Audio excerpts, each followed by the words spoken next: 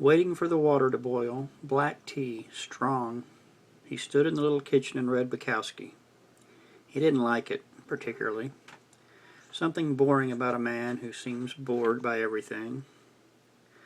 But he remembered in school all the best girls, the girls who liked to fuck and weren't shy about it, they all read Bukowski.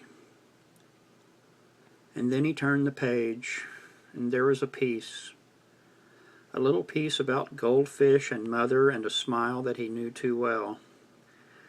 A smile that he himself had watched crack apart on a woman's face, and he began to shake.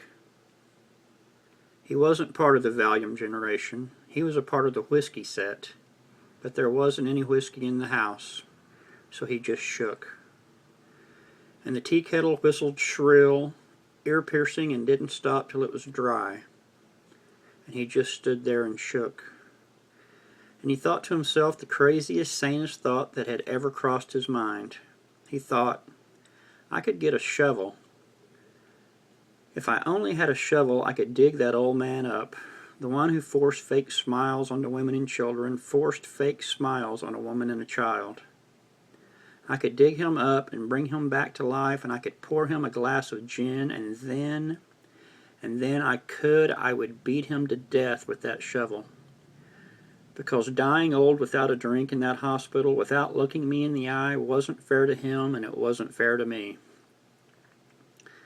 This is what he thought, reading Bukowski, standing there watching the dry kettle crack and pop. With a steady hand, he pushed the blackened kettle off the flame and turned the stove off and dropped the ragged thrift store copy of Bukowski into the trash.